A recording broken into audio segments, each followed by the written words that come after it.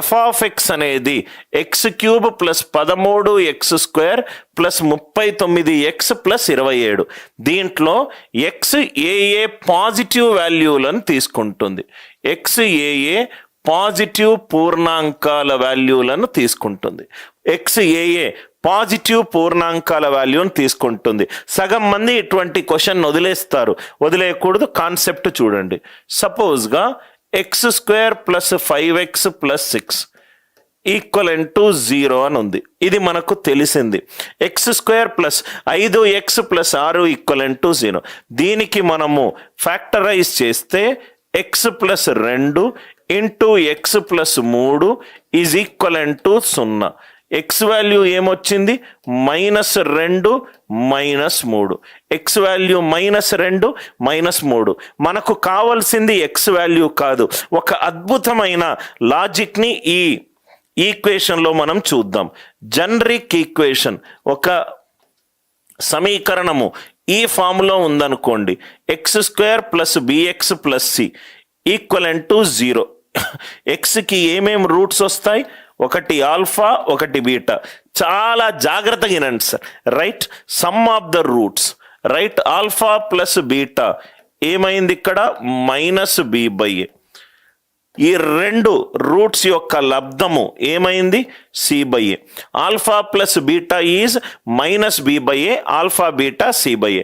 నవ్వు ఇక్కడ చూడండి సార్, నేను దీని ఎగ్జాంపుల్ని తీసుకుంటే ఆల్ఫా ప్లస్ బీటా ఏమైంది? -5. ఆల్ఫా బీటా ఏమైంది? 6/1 6. 6 అనేది పాజిటివ్.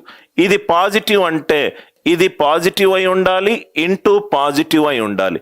లేకుంటే ఇది నెగటివ్ అయి ఉండాలి, ఇది కూడా నెగటివ్ అయి ఉండాలి. పాజిటివ్ ఇంటూ పాజిటివ్ ఏమవుతుంది? పాజిటివ్. నెగటివ్ ఇంటూ నెగటివ్ ఏమవుతుంది? పాజిటివ్. ఈ ఎగ్జాంపుల్ అర్థమైంది కదా సార్? రెండు రూట్స్ని కూడుతున్నాను. కూడితే -b/a -5. Alpha into beta, alpha beta అనే ఒక రూట్స్ని నేను లబ్ధం చేస్తున్నాను.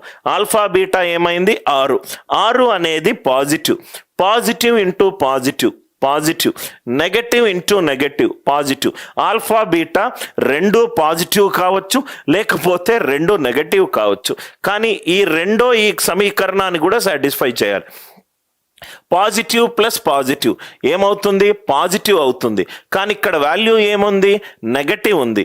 నెగటివ్ ప్లస్ నెగటివ్, రెండు నెగటివ్లను కూడితే ఆన్సర్ ఏమొస్తుంది? నెగటివ్ అవుతుంది. Are you all with me?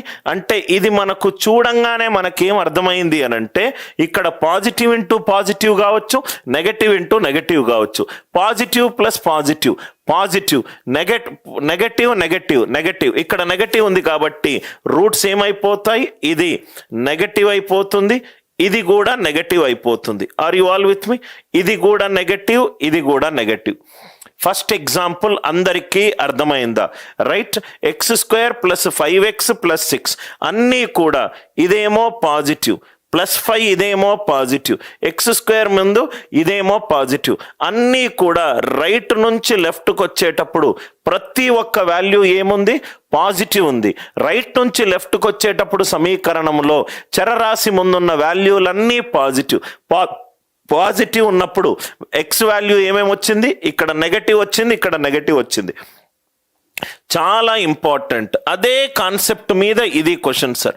x³ plus 13x² plus 39x plus 27. Right నుంచి లెఫ్ట్కి వచ్చేటప్పుడు ప్రతి వాల్యూ పాజిటివ్ గనక ఉంటే, చరరాశి ముందున్న ప్రతి వాల్యూ పాజిటివ్ ఉంటే మనకు రూట్స్ ఏమేమి వస్తాయి? నెగటివ్ వస్తాయి. కానీ ఇక్కడ క్వశ్చన్లో ఏమన్నాడు? పాజిటివ్ అన్నాడు. కాబట్టి ఆన్సర్ ఎంత? ఎక్స్కి ఏ వాల్యూ కూడా no positive value for z, no positive value for X.